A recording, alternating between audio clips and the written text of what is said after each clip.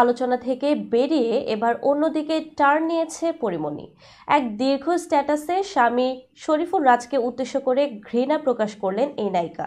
জানালেন তার ঘৃণাতেই সারা জীবন বাঁচতে হবে তাকে। বিস্তারিত শাহিদ আহমদ জান্নাতীর ডেস্ক রিপোর্টে। ঢালিউডের আলোচিত ও বিতর্কিত অভিনেত্রী পরীমনি বরাবরই নিজের শর্তে জীবনযাপন করেন। পর্দার বাইরেও তার জীবন নানা আলোচনার কেন্দ্রবিন্দুতে থেকেছে।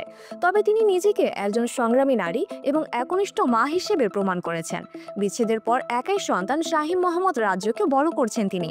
তবে মাঝে মাঝে সাবেক স্বামী শরীফুল রাজের বিরুদ্ধে অভিযোগ তুলে আলোচনায় আসেন। এবারও তেমনি এক ইঙ্গিত দিলেন পরী।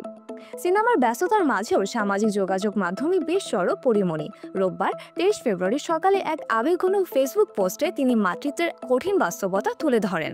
তিনি লেখেন, রাত জাগা আর নির্ঘুম রাত এক নয় সোনা, মা হয়ে দেখো শুধু।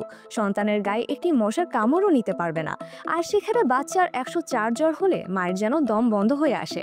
একা মা হয়ে এ পরিস্থিতি সামলানো কতটা কঠিন তা কেবলমাত্র মাই বুঝতে পারেন।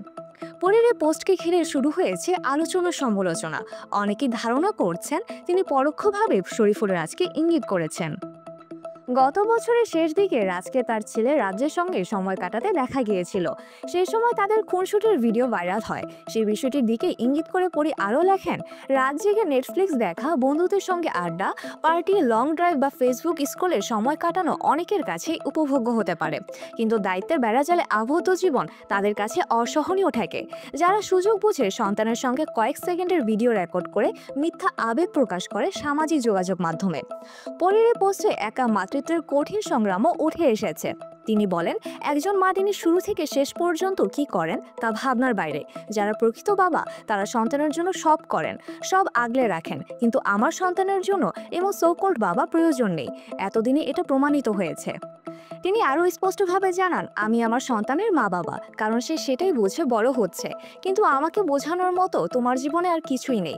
আমি সব মাফ করলেও আজীবন আমার এই ঘৃণার মধ্যে তোমাকে বাঁচতে হবে। মরে গেলে তো মরেই যেতে। হাসপাতালে আপডেট যায় তোমার ফোনে, ওসব দেখে অন্ধ হয়ে যাও না কেন।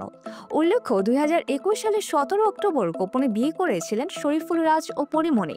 মাত্র 7 দিনের পরিচয়ে তারা সম্পর্কে জড়ান।